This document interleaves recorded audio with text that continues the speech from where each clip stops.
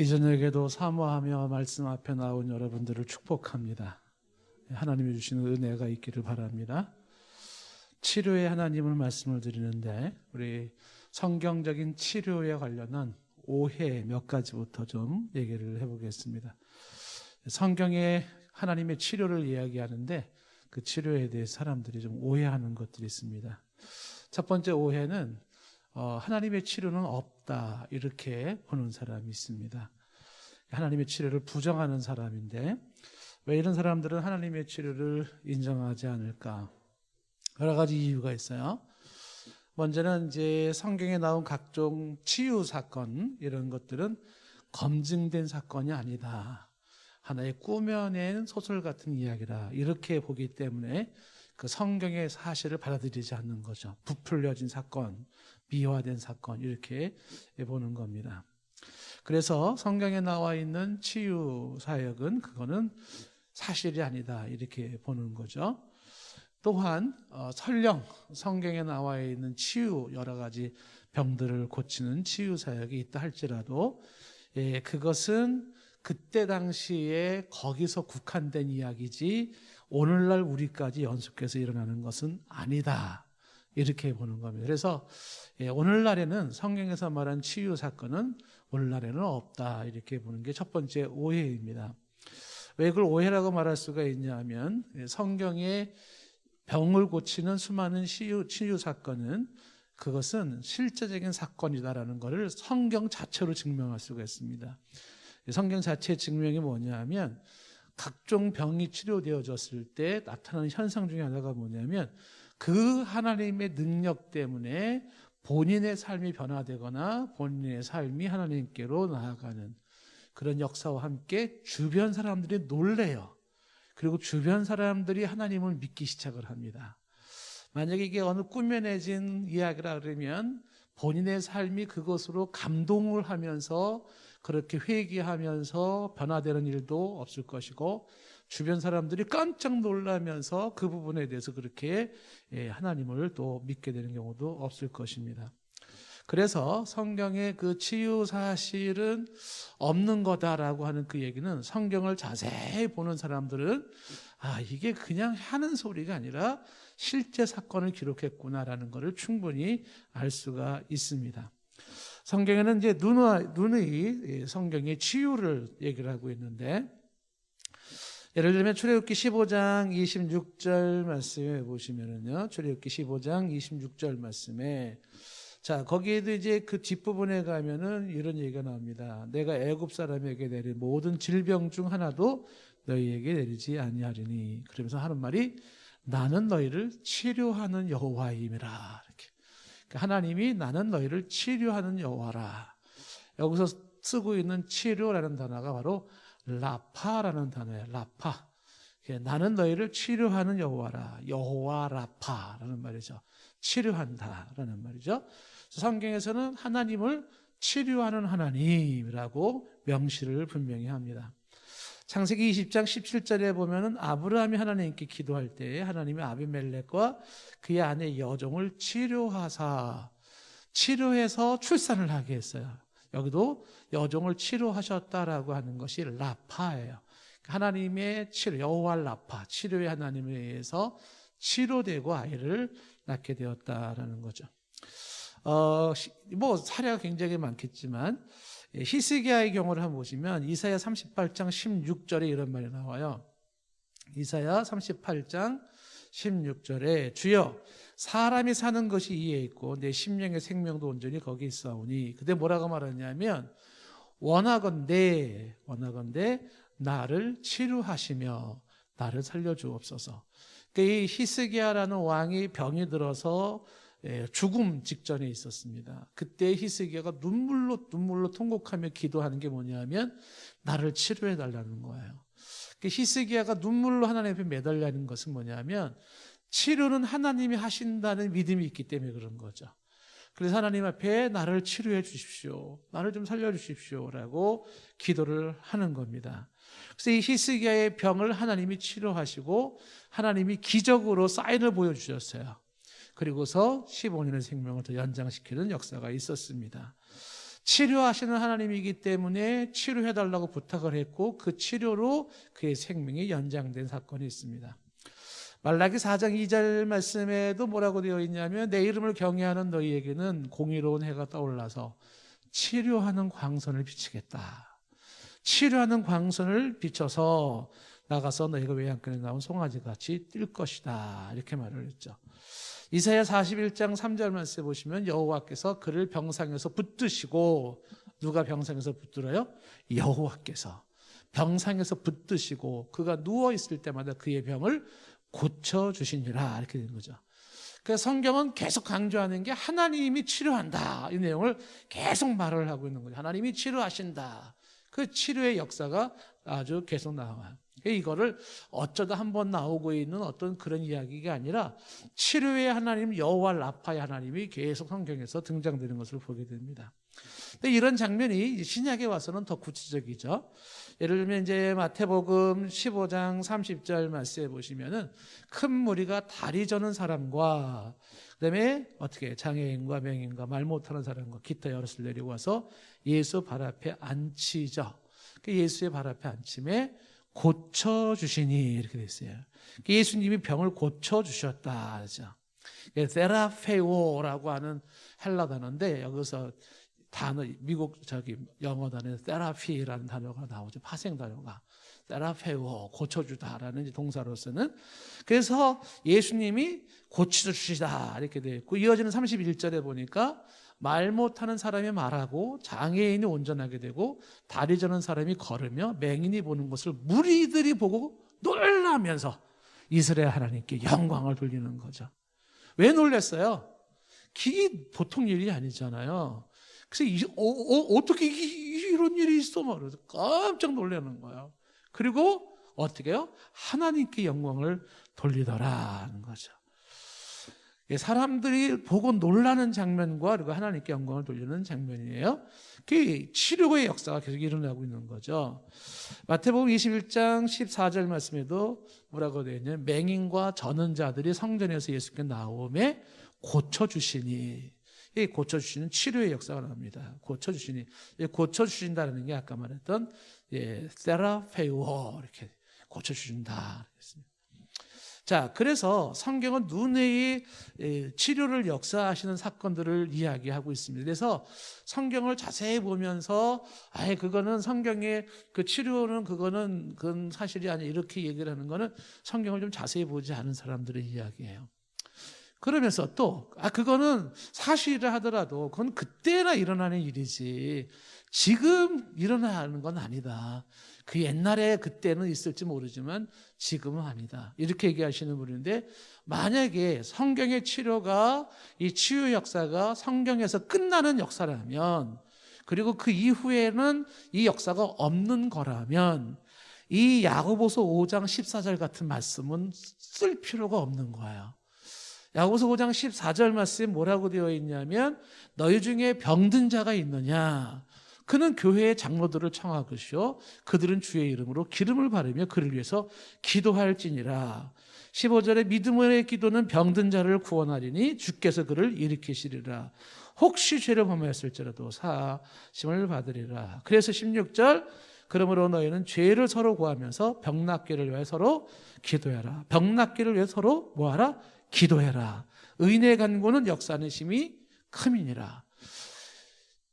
치유의 역사가 성경 당대로 끝나는 거라면 이런 말씀이 왜 쓰여 있겠어요?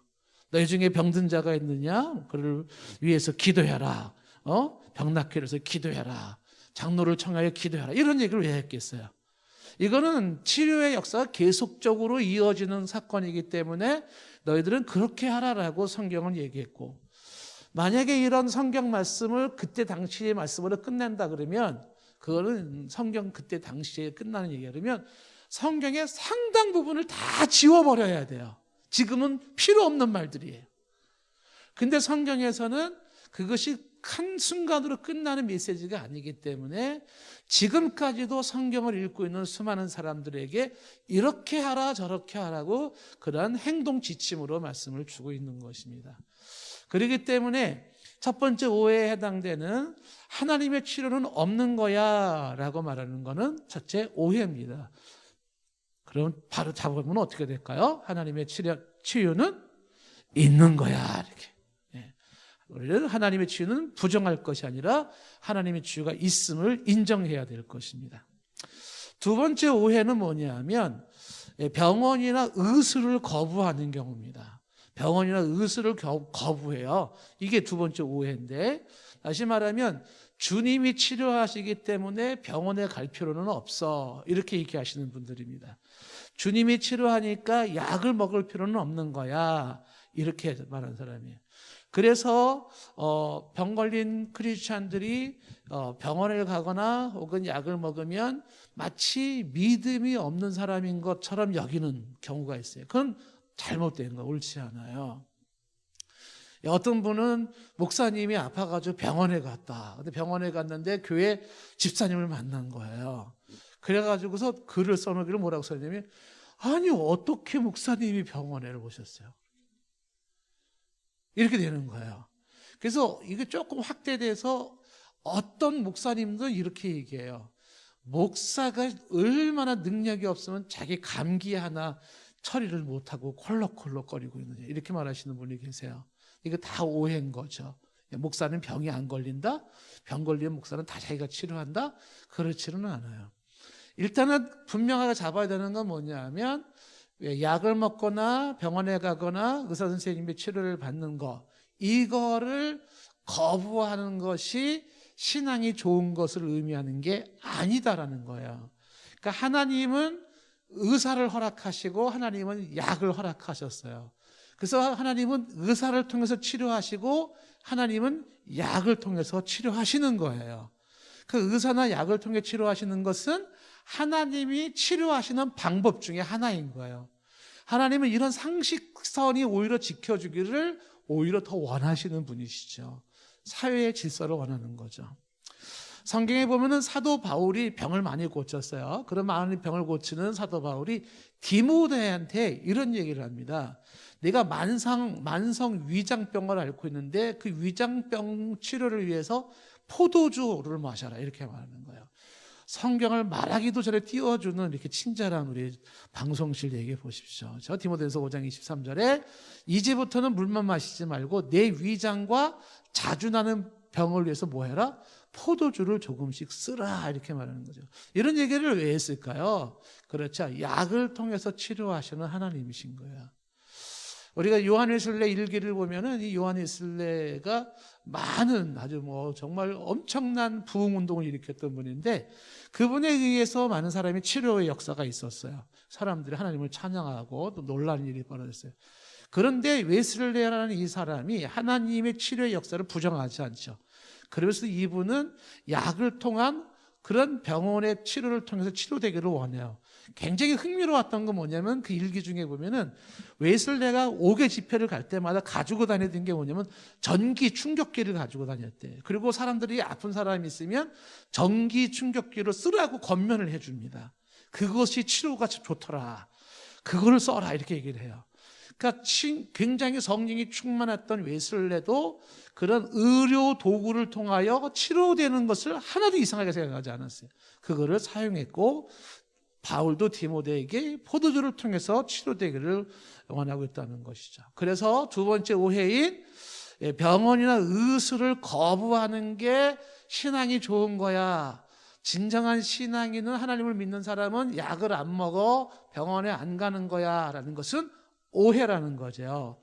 그래서 하나님은 병원을 통해서 치료하시고 의사를 통해서도 치료하시고 또한 약을 통해서도 치료하시는 거다라는 거예요.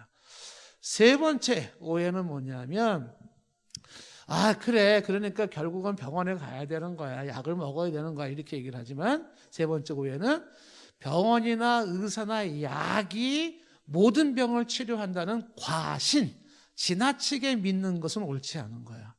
그러니까 이거는 앞에서 말한 것처럼 하나님의 치료라는 걸 접어둔 사람들이 하나님이 치료는 무슨 하나님의 치료야. 그걸 접은 사람들은 병원 가야 치료받는다, 약을 먹어야 치료받는다 이걸 너무 지나치게 또 과신을 하는 거예요. 요 앞에서 제가 얘기한 거는 그거를 부정하는 게 신앙이 좋은 거라고 얘기했는데 그거 아닌 것처럼 그 약이나 의사를 이걸 너무 과신하는 것도 옳지 않아요. 왜 그러냐면 좀 전에 말한 것처럼 하나님은 의사를 통해서 치료하시고 하나님은 약을 통해서 치료하시죠. 자, 여기서 포인트는 뭡니까? 치료는 결국 하나님이 하는 거지 의사가 하는 게 아니에요. 그래서 이제 병원에서 우리가 종종 많이 얘기를 하잖아요. 수술은 의사가 하지만 치료는 하나님이 합니다. 이렇게 되는 거예요. 결국은 궁극적인 치료는 누가 한다? 하나님이 하시는 거예요. 하나님이 하신다. 의사가 모든 병을 다 치료하지 않아요. 약이 모든 걸 다 치료하지 않습니다. 여러분들 어느 명의를 만나가지고서 어떤 분이 병원에 가서 치료하고 하는데, 그래서 치료된 사람은 많아요. 근데 그분 손에 의해서 죽은 사람들도 많습니다. 치료가 안 되는 사람들도 많은 거예요. 그 의사는 의술이 가지고 있는 과학적인 방법으로 치료는 열심히 하겠지만 그렇다고 치료를 보장할 수는 없어요. 궁극적인 치료의 역사는 누가 하는 거냐면 하나님이 하는 것이기 때문에, 그래서 지나치게 약이나 의사를 과신하는 것도 좋은 건 아니다라는 거죠. 이 얘기는 제 얘기가 아니에요. 폴 트루니에라고 하는 사람의 이야기예요. 이 폴 트루니에 사람을 제가 잠시 좀 소개하고 싶은데, 이 폴 트루니에라는 이 사람은 스위스의 내과 의사입니다. 근데 이 사람이 지금 사진에 나와 있는데 이 사람은 참 대단한 의사예요. 이 사람들은 의사협회에서, 미국의 의사협회에서 몇백 명의 의사들이 이분을 모셨다가 강연을 듣고 하는 분인데, 이 폴 트루니에라는 사람이, 이 사람이 이제 아버지가 목사님이에요. 그 스위스 제네바에 가면은 이제 그 종교학자 칼빈 선생님이 목회했던 베드로 교회가 있어요. 베드로 교회. 우리 이제 예전에 한번 우리 집사람이랑 이제 한번 가본 적이 있는데, 그 베드로 교회에서 목회했던 그 목사님의 둘째 아들이에요. 이제 두 번째 부인의 둘째 아들인데, 근데 이 폴 트루니에가 그 목사님의 자녀로 태어났는데 굉장히 힘든 인생을 컸어요. 자기가 태어난 지 3개월 만에 아버지가 돌아가셨어요. 그리고 6살 됐을 때 엄마가 돌아가신 거예요. 그래서 폴 트루니에가, 저 사람이 고아로 컸습니다. 그래서 어린 시절에 상처가 굉장히 큰 모습으로 이렇게 크게 됐는데, 거기에 또 하나 이 사람이 클 때 자폐증이 있었어요. 그래서 대인관계를 못 맺고 혼자 고립된 생활을 했었던 모습이에요. 그러니 폴 트루니에가 25살 되던 해에 제네바 의대, 스위스 제네바 의대를 졸업하고 파리에서 1년간 인턴 과정을 하고 그리고 내과 의사가 되었습니다. 근데 이 사람이 수많은 환자를 접하면서 이분이 그 환자들을 통해서 경험한 것을 책으로 썼습니다. 그 책 중에 하나가 뭐냐면 인격의학이라는 책을 썼는데, 근데 이 책에서 이 폴 트루니에가 이런 얘기를 하는 거예요. 지금 이 세계가 필요로 하는 것은 새로운 의술의 개발이 아니라, 새로운 의술 개발이 아니라 하나님께 순종하고 기도하는 의사들이 필요하다는 얘기를 해요. 하나님께 순종하고 기도하는 의사들이 필요하다. 그러면서 이분이 하는 얘기가 뭐냐면, 이들이 하나님과 깊은 관계를 가지면서, 의사가 하나님과 깊은 관계를 가지면서 현대의 모든 의학 자료들과 지식을 사용할 때 우리는 예측하지 못했던 커다란 도움이 의학으로부터 주어진다는 것을 알 수가 있다. 이런 얘기를 해요. 그 이분의 얘기가 무슨 얘기를 하는 거냐면, 사람을 치료하다 보니까 약만 가지고 치료되는 게 아니더라는 거예요. 의사와 환자의 아주 깊은 인격적 교감과 관계 속에서, 그 사랑의 관계 속에서 치료 역사가 일어나는데, 의사가 하나님께 순종하고 기도하는 그 의사들이 그 하나님의 마음으로 환자를 사랑하면서 치료할 때 새로운 약의 개발보다도 그러한 의사들에 의한 치료가 훨씬 많더라는 거예요. 그래서 이분의 책에 이런 내용이 또 들어있는 거죠. 한 사람의 개인적인 문제와 그의 하나님과의 관계가 신체적인 질병과 치유에 영향을 미친다는 사실을 나는 깨달았다. 이런 얘기를 해요. 그러니까 한 개인이 하나님과의 관계가 어떠하냐가 신체적인, 육체적인 질병까지도 치유에 영향을 미친다는 걸 알게 되었다는 거예요. 그래서 이분이 이야기하는 게 뭐냐 하면, 미국에서 기도하고 하나님의 은혜를 구하는 과학자들 모임이 있었어요. 의사들의 모임이 있었습니다. 거기에 이분이 얘기한 게 그 얘기를 하는 거죠. 육체적인 치료는 영적인 치료와 함께 병행되어져야 합니다. 그래야 온전한 치료가 이루어집니다 라는 이야기를 하는 거예요. 영적인 치료가 이루어지면 그것이 육적인 치료로 이어지더라는 거예요. 그래서 이분이 강조하는 건 의사들에게 육적인 치료만 하려고 하지 마라. 그 영혼을 치료하려고 하라. 이 영혼의 치료가 육적인 치료에 미치는 영향이 지대하다라는 거예요. 그 이분이 강조가 뭐겠어요? 치료는 결국은 의사가 하는 것이 아니다라는 생각을 갖는 거죠. 의사를 통해서 하는 거지만 하나님이 치료하시는 거예요. 하나님과의 관계에서 하나님이 치료하시는 것이다라고 이야기를 하는 것입니다. 이 폴 트루니에는 뭐 많이 알려진 거니까 여러분들이 한번 주변 책도 많이 나와 있어요. 배울 게 많은 사람이에요. 어렵고 힘들게 살았는데 이 사람의 또 특징 중에 하나가 뭐냐면 아내와 비밀이 없어요. 가능할까요? 부부 사이에 비밀이라는 게 없어요. 그렇게 투명한 모습으로, 그래서 이 폴 트루니에의 그 솔직한 모습에 아내는 당신은 내 남편이기 이전에 나를 치료하는 치료자입니다라고 얘기를 해요. 참 배울 게 많은 분이죠. 자, 오늘 얘기의 포인트는 폴 트루니에가 아니고요. 치료하시는 하나님이에요. 자, 초점을 놓치지 마십시오. 이 폴 트루니에가 얘기하는 것도 이거예요. 하나님이 치료하시는 것이다. 하나님과 관계가 중요하다. 환자가 하나님과 관계가 좋아야 되고 의사도 하나님과 관계가 좋고, 그래서 기도하는 의사, 말씀에 순종하는 의사가 사랑과 인격을 가지고 환자의 영혼까지 돌아보며 그 영혼을 치료할 때 육체의 질병까지 치료되는 효과는 어떤 의학을 새로 발견하는 것보다도 훨씬 효과적인 것임을 강조하고 있는 것이죠. 그래서 지금 의사나 약을 이런 거를 제가 두 번째 얘기할 때 그걸 거부하는 거, 그게 신앙 좋은 게 아니에요. 그렇다고 그걸 너무 과신하는 것도 옳은 거는 아니다. 결국은 하나님이 그들을 통해서 치료하시지만 치료는 하나님이 하신다. 병은 영적인 것과 함께 육적인 질병에 같이 치료줘야 된다 하는 말씀이죠. 자, 그 다음에 네 번째의 오해 중에 하나는 모든 질병은 죄의 결과이다 이렇게 보는 거예요.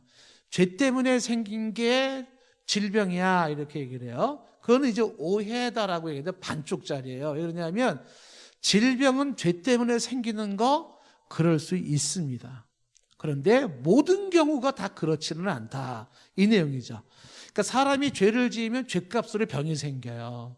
그거는 맞는 얘기입니다. 틀리지 않아요. 죄에서 병이 나오는 겁니다. 사람이 죄를 멀리하고 건강하게 살아갈 때 삶이 건강하면 몸도 건강해지는 거예요. 근데 꼭은 아니더라는 겁니다. 그러니까 믿음도 좋고 삶도 좋아도 병이 생길 수가 있다는 거죠. 죄와 상관이 없이 질병은 존재할 수가 있다는 것도 같이 가져줘야 된다는 것이죠.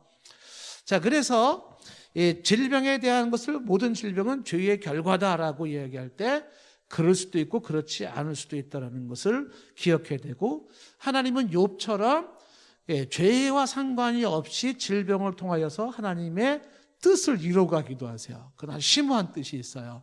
하나님은 당신의 그 역사 속에 많은 일하심 속에 질병이라는 도구를 사용할 수도 있다는 것이죠. 자, 다섯 번째, 하나님은 모든 질병을 다 치료하신다. 이것도 오해입니다. 하나님이 치료를 못해서가 아니라 치료를 안 하시는 경우도 있다는 거죠. 전능하신 하나님이 치료를 못하시는 게 아니고 치료를 안 하고 내버려두는 경우가 있다는 것입니다. 그러므로 모든 질병은 치료된다라고 단정 지을 수는 없어요. 치료하시는 하나님이지만 치료하지 않는 경우도 있다. 그래서 성경은 기도하는 사람들, 믿음이 좋은 사람들, 치료를 사모했는데 치료받지 못한 사람들이 종종 나와요. 그 중에 하나가 에바브로디도 같은 사람이에요. 이런 사람은 한동안 나중에 치료를 받았다고 보지만은 사경을 헤맬 동안을 그냥 내버려두는 거죠. 사경을 헤맬 동안. 대표적으로 믿음이 좋은 사람 중에 치료가 안 된 사람이 사도 바울입니다. 사도 바울은 자신의 병이 있었는데 그 병을 낫기를 3번이나 간구를 했는데 치료를 못 받았어요. 고린도후서 12장 7절 말씀에 내가 계시를 많이 받아서 자만하지 않게 하시려고 하나님은 내 육체의 가시, 그 사탄의 사자를 주셨다는 거예요. 그 육체의 가시가 나를 찔러요. 그게 육체의 질병이거든요. 그래서 사탄의 사자라고 얘기한 거니까 그거는 자기에게 굉장히 괴롭히는, 사탄의 사자가 암시하는 게 이제 뭐 간질병으로 보통 보기도 해요. 그래서 이런 질병이 자기에게 있는데 그게 자기를 쳐요. 그 병이 나를 찔러요. 그러면서 그것이 주는 효과가 뭐냐면 자신을 교만하지 않게 한 거예요. 자만하지 않게 한 거예요. 그렇지만 이 계시를 너무 많이 받아서 으쓱되기 쉬운데 나에게는 한 가지 핸디캡이 있는 거죠. 핸디캡이 뭐냐면 내 몸에 병이 있어서 그 병 때문에 힘들어요. 아파요. 근데 이게 나를 자만하지 않게 하시려는 하나님의 뜻이다. 그랬을 때 사도 바울이 8절에 이런 말이 나오죠. 이것이 내게서 떠나가기 위해서, 이 질병에서 치료받기 위해서예요. 주께 3번 기도했어요. 여기 3번 기도했다는 건 딱 3번만 기도한 게 아니라 반복적으로 그런 뜻이에요. 반복적으로 계속 기도한 거예요. 하나님 너무 아파요. 너무 힘들어요. 그리고 이 병 좀 고쳐주세요라고 계속 기도를 한 겁니다. 하나님 앞에. 왜? 치료의 하나님이니까. 그래서 사도 바울은 많은 환자도 또 치료했지 않습니까? 그런데 자기 병은 치료가 못했어요. 자기 병을. 그래서 하나님께 기도를 한 겁니다. 그랬더니 하나님이 뭐라고 말씀하시냐면 9절에 이렇게 말씀하시는 거예요. 나에게 이르시기를 내 은혜가 너에게 족하다. 하나님이 내가 너에게 준 은혜가 있는데 너는 그게 충분해. 그 은혜라는 게 뭐냐면 그 속에는 너는 병을 가지고 살아라 이 내용이에요. 내 은혜가 내게 족하다. 이는 뭐라고 말하냐면 하나님 그리스도의 능력이 어디에서? 네가 약한 데서 온전해진다는 거예요. 이게 무슨 소리죠? 그래서 사도 바울이 이걸 깨닫고 크게 도리어 기뻐했습니다. 왜 그러냐면 내가 약한 게 자랑거리가 돼요. 내가 병이 있는 게 자랑거리가 돼요. 왜? 그 내가 약할 때 어떻게 해요? 더 하나님을 의지하게 되었고 더 많이 기도하게 되었고 더 많이 하나님을 찾게 되었는데 그럴 때마다 그리스도의 능력이 내게 머물렀던 거예요. 자신에게 있는 병이 그리스도의 능력이 내게 머물게 하는 도구가 됐던 거예요. 왜? 너무 아프니까 자다가도 일어나가지고 하나님 너무 아파요. 고쳐주세요. 힘들어요. 매번 나는 이렇게 연약해요. 나는 이렇게 부족해요. 나는 하나님의 은혜가 없이는 살 수가 없어요. 나는 하나님의 능력이 없이는 살 수가 없어요. 이러고 나가며 기도하고 있는 그에게 그리스도의 능력이 그에게 주어지는 거죠. 그래서 내가 약한 게, 즉 내가 병들어 있는 것이 오히려 이게 참 자랑할 만한 복이다 이렇게 이야기를 하는 것입니다. 이어지는 10절 말씀에 그러므로 내가 그리스도를 위하여 약한 것들, 병든 거, 능력받는 거, 궁핍, 박해, 곤고 이걸 도리어 기뻐해요. 이유는 내가 약한 그때의 강함이기 때문이죠. 이 약한 그때의 강함이라는 말이 이해가 되시나요? 예, 진정 강해지려면 약해지셔야 돼요. 하나님 앞에서 지독하게 약해져야지만 강한 자가 될 수 있는 거예요. 근데 내가 나 약한 거 없어. 나는 뭐 아쉬운 것도 없어. 뭐 이런 사람은 하나님의 능력으로 강해질 수가 없는 것입니다. 하나님이 질병을 허락하신 이유는 참 심오해요. 인생의 질병뿐만 아니라 인생에 슬퍼 보이는 비극이나 항상 이렇게 좀 고통 같은 게 항상 나쁜 것만은 아니에요. 그것이 도리어 복이 되고 그것이 도리어 은혜가 되는 경우가 많습니다. 연세대학교의 그 세브란스 병원에 가면 이런 기도문이 하나 걸려 있습니다. 제가 한번 읽어드릴게요. 그것이 나중에 가서 세브란스 가시면 보세요. 무슨 기도문이 걸려 있냐면 하나님 때때로 병들게 하심을 감사합니다. 인간의 약함을 깨닫게 해주시기 때문입니다. 고독하고 외로운 것도 감사합니다. 그것은 하나님과 가까워지는 기회가 되기 때문입니다. 일이 계획대로 안 되도록 틀어주신 것도 감사합니다. 그래서 교만이 깨지기 때문입니다. 돈이 떨어져 사고 싶은 것도 마음대로 못 사게 하신 것도 감사합니다. 눈물 젖은 빵을 먹는 심정을 이해하기 때문입니다. 자녀들이 공부를 기대만큼 안 하고 아내가 미워지고 부모 형제가 짐스러워질 때도 감사합니다. 그래서 그들이 저의 우상이 되지 않게 하기 때문입니다. 때로는 허물을 느끼게 하고 때로는 몸이 늙고 아프게 하심도 감사합니다. 그러므로 영원을 사모하기 때문입니다. 불의와 부정이 득세하는 세상에 태어난 것도 감사합니다. 하나님의 의를 사모하기 때문입니다. 제게 잘못하고 저를 비방하는 사람들이 있게 하심도 감사합니다. 그럴수록 더욱 겸손해지고 더욱 노력하기 때문입니다. 오늘 밤 잠 못 이루고 뒤척이게 하신 것도 감사합니다. 그래서 병들고 고통받는 이웃을 위해 기도할 수 있기 때문입니다. 하나님, 그럼에도 불구하고 제게 감사할 수 있는 마음을 주신 것을 더욱 감사합니다. 우리가 봤을 때는 이건 비극이야, 슬픔이야 라고 생각했던 것들 중에 그것이 오히려 인생의 약이 되고 도움이 되고 유익한 것들이 참 많더라는 거죠. 그러니까 하나님께서는 이 질병을 통해서 하시는 사역이 참 심오해요. 그래서 하나님은 모든 병을 다 치료하지는 않습니다. 치료를 못해서가 아니라 그 질병이 그 사람에게는 더 요긴한 쪽으로 사용될 수 있기 때문에 허락될 수도 있다. 근데 그 하나님의 속뜻은, 심오함은 인간의 헤아리기는 어려워요.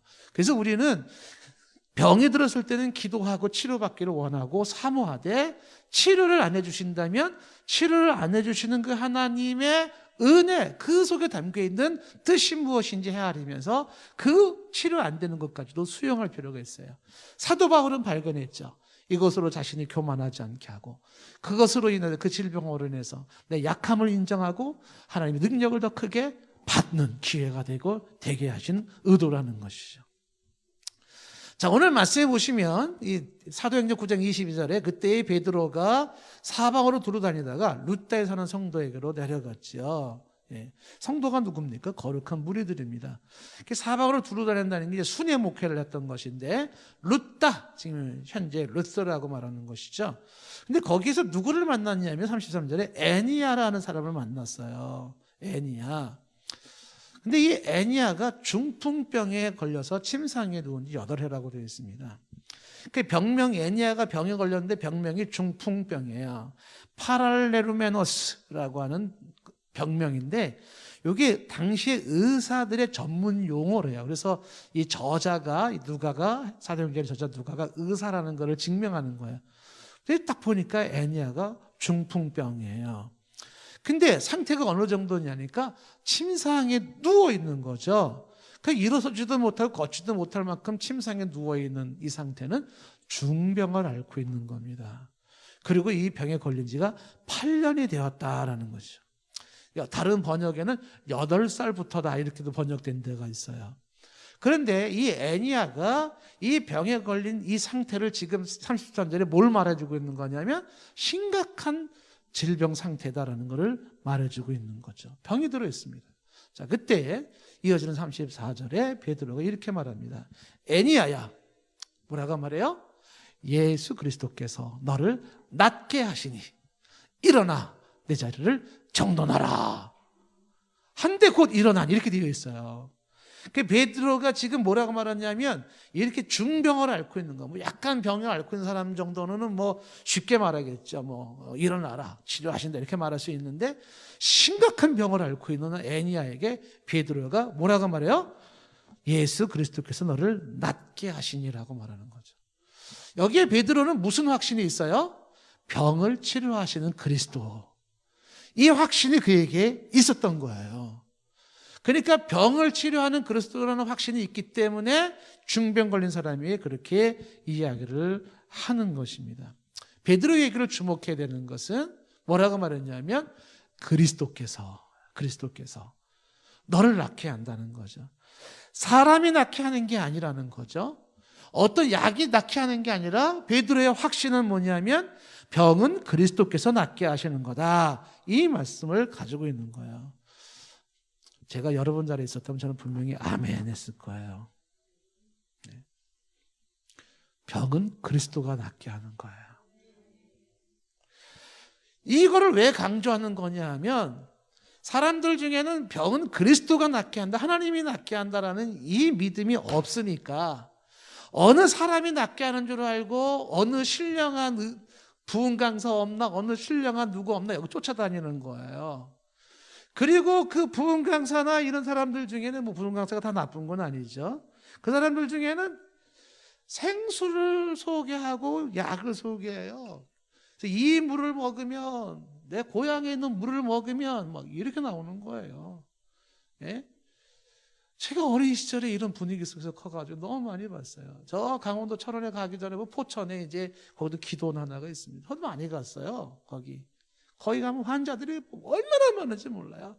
예? 갔다가 해가지고 막 집회 한 앉아 있는데 정말 막 괴로웠어요. 왜냐하면 앞에 있는 한 아주머니가 몸에서 이렇게 막 분비물이 나오는데 냄새가 얼마나 지독한지 몰라요.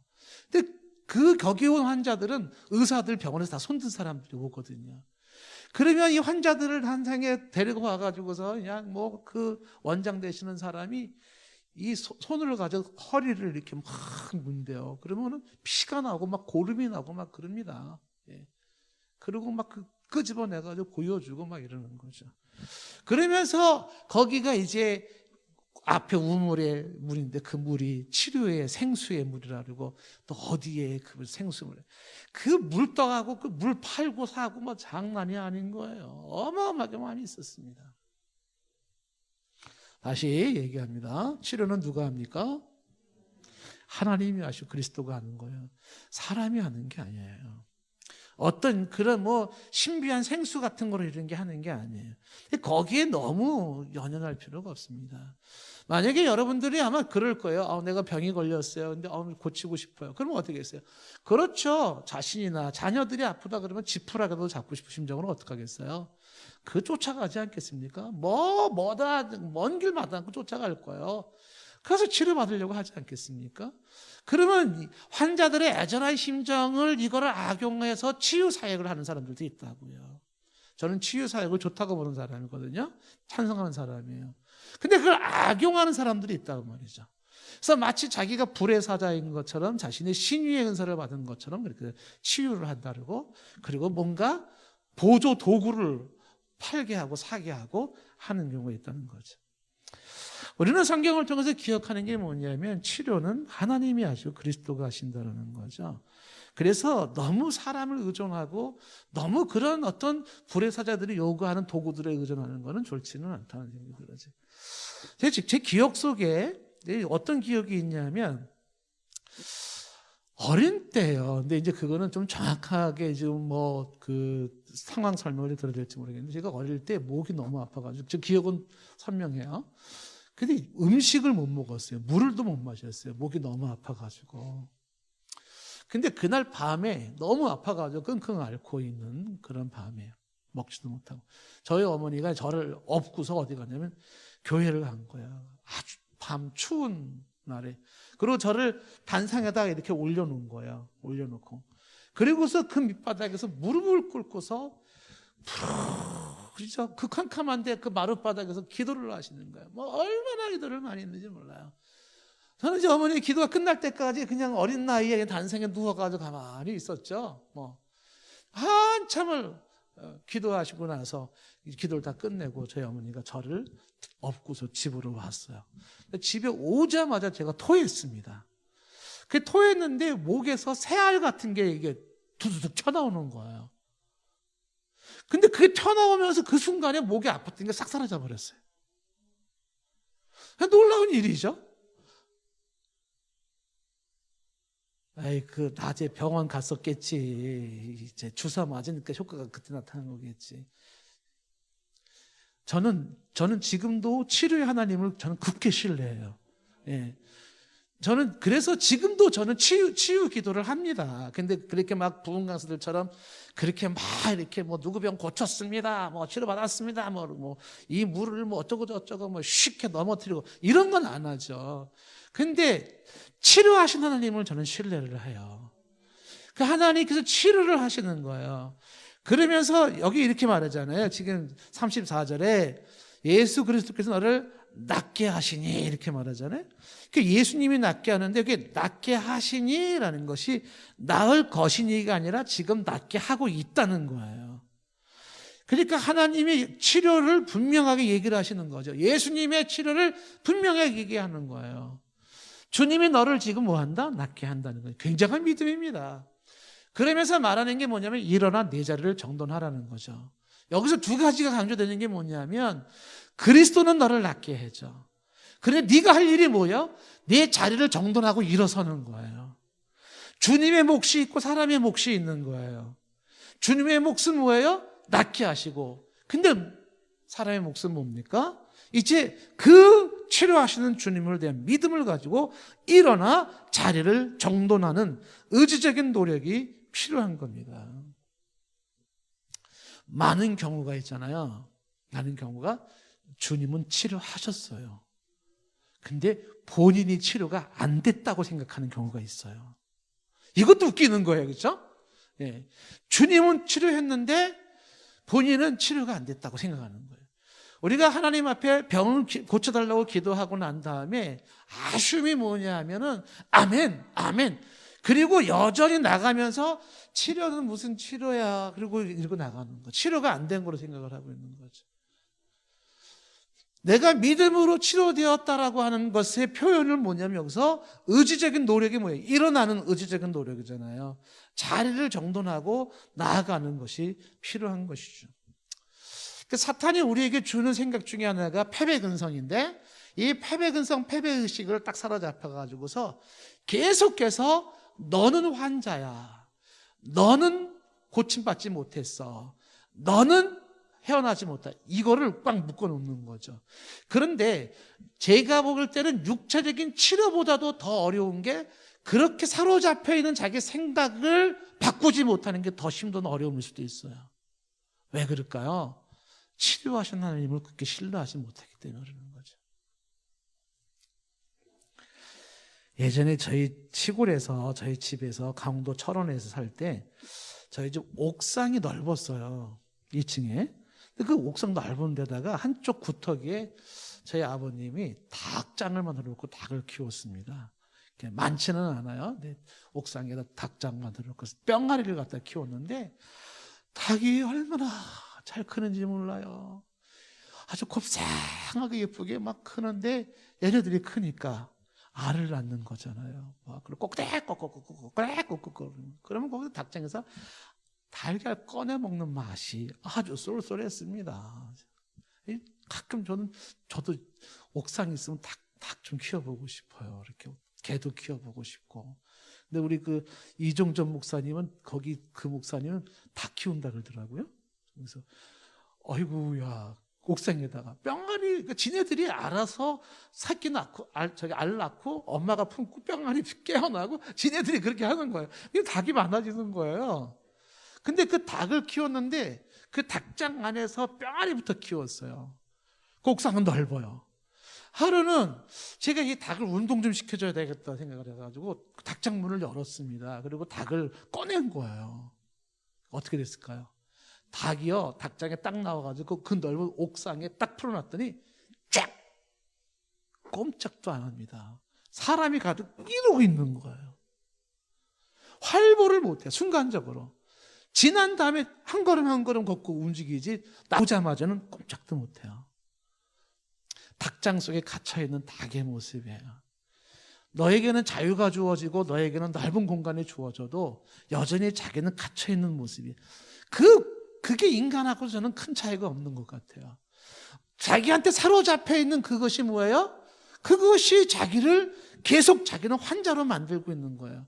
자신은 불행하고 자신은 아직도 뭔가 묶여 있다고 생각하는 거예요. 주님은 풀었고 주님은 다 해결해 놓았고 주님은 해방을 줬고 열어 놓았는데 내 안에 패배 근성이 내 안에 사로잡혀 있는 그 과거의 습관이 나로 하여금 여전히 나는 환자야, 나는 틀렸어, 나는 묶여 있어 이러고 있다는 것이죠. 이거를 깨야 된다는 거예요. 주님이 치료하시는 주님의 목도 있지만 사람이 할 수 있는 몫은 뭐예요? 일어나서 자리를 들고 나아가는 거예요. 믿음으로 이런 모습이 필요하다는 것이죠. 그때의 이 지금 애니아는 34절에 보면은 곧 일어났다 이렇게 되어 있잖아요. 곧 일어났다. 여기서도 이제 짚어 넘어가야 돼요. 성경 학자들의 이야기 속에 굉장히 보수 신학을 강조한 학자들 속에서 이런 얘기를 합니다. 예수님께서 많은 치료를 일으켰는데 그 모든 치료가 다 즉석에서 일어난 치료였느냐라는 질문을 던집니다. 그러면서 대답이 뭐냐면 상당히 많은 수의 경우가 즉석에서 치료된 것이 아니라는 거예요. 한참의 세월이 지난 다음에 치료되는 경우도 허다했다는 거죠. 그러니까 지금 34절처럼 곧 일어나는 것은 즉석 치료가 된 거죠. 예수님께서 명령하심으로 곧 치료됐다는 사건들도 많이 있어요. 무슨 얘기냐면 주님의 치료는 즉석에서 일어나기도 하고 차차 일어나기도 한다는 사실이에요. 지금 기도했으니까 지금 반드시 기적이 나타나야 되는 건 아닙니다. 하나님께서는 일정한 시간을 두시고 서서히 치료하는 경우도 있다는 사실을 아셔야 됩니다. 중요한 건 뭐예요? 여전히 놓치지 말아야 되는 거, 치료는 누가 하신다? 하나님이 하시고 주님이 하세요. 그래서 병든 자들은 무엇보다도 먼저 기도부터 하고 볼 일이에요. 치료가 될 거냐 안 될 거냐는 주님의 뜻이 있고 치료를 지금 할 거냐 나중에 될 거냐는 주님의 뜻이 있는 것이에요. 일단은 치료는 주님이 하시기 때문에 뭐부터 해라? 기도부터 해라는 거죠. 그래서 즉석에서 일어나는 경우도 있고 차차 일어나는 경우도 있다는 것이죠. 자, 그런데 여기서 중요한 게 또 하나가 뭐냐면 36절에 보니까 이 애니아의 치료 사건을 통해서 루다와 샤론에 사는 사람들이 다 그를 보고서 어떻게 주께로 돌아왔다는 겁니다. 이게 뭐예요? 주님이 하시는 치료입니다. 주님이 하시는 치료의 핵심이 뭐냐면 주께로 돌아오는 거예요. 주께로 돌아오는 겁니다. 다시 말하면 이 치료가요, 귀신도 치료할 수 있고 사탄도 치료할 수가 있습니다. 제가 성경 시간 없으니까 찾지는 않겠지만 마태복음 7장에 보면은 그때의 귀신도 기적을 행하고 이적을 행해요. 병을 치료합니다.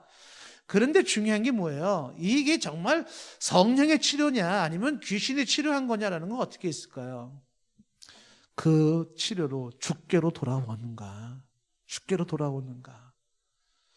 주님의 치료는 주께로 돌아와요. 여러분들 제가 시간상 읽지 않았지만 마가복음 2장에 보면 중풍병자 친구들이 치료하는 장면이 나와요.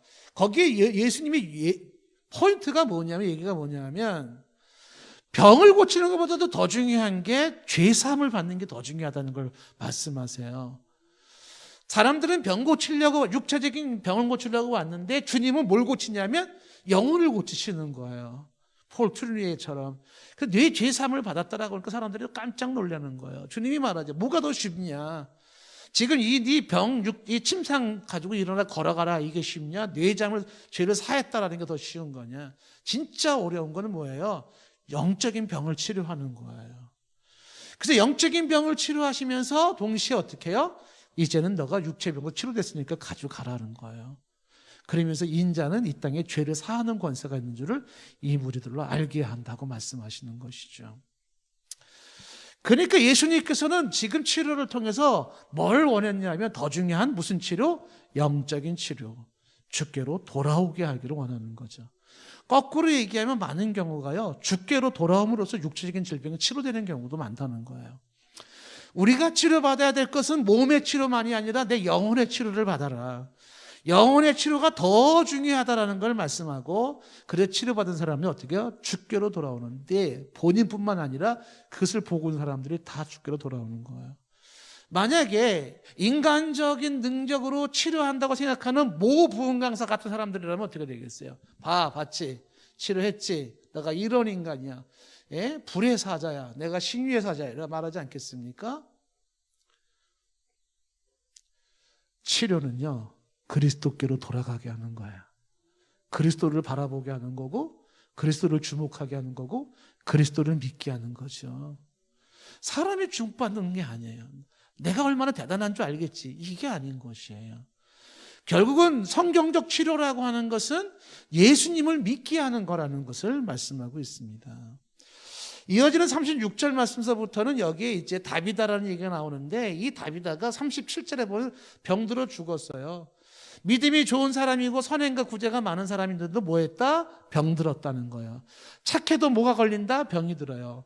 좋은 일 많이 해도 뭐가 들 수 있다? 병들 수 있는 거죠. 믿음이 좋은데도 어떻게 된다? 병들 수가 있는 거예요. 근데 이 사람은 어떻게 됐어요? 이 다비다는 죽었습니다. 근데 죽은 이 다비다를 베드로가 살린 거예요.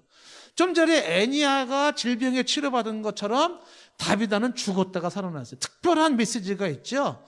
질병을 치료하신 하나님, 목까지 치료하신다. 죽음에서 부활까지도 치료하신 하나님이세요.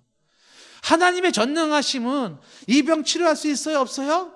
그 문제가 아니에요. 뭐를 치료하신다? 죽음까지 치료하시는 분이에요. 예수님께서 나사로가 죽었다는 말씀을 듣고서 거기를 가지를 않습니다. 그리고 완전히 죽을 때까지 기다려요. 주님이 사랑하는 자가 병들었나이다. 그러니까 주님이 안 갑니다. 병들었다면 빨리 가야 되잖아요. 사랑하는 사람인데.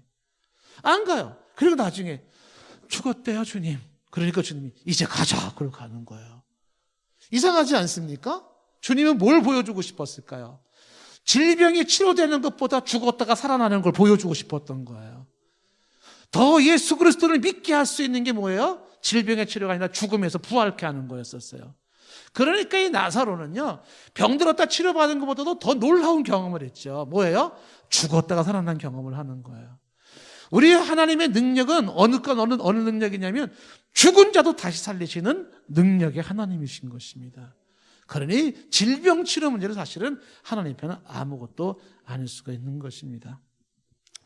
자, 오늘 이야기 속에서 저와 여러분들의 좀 말씀을 좀 정리를 하면 이렇게 좀 정리할 수가 있어요.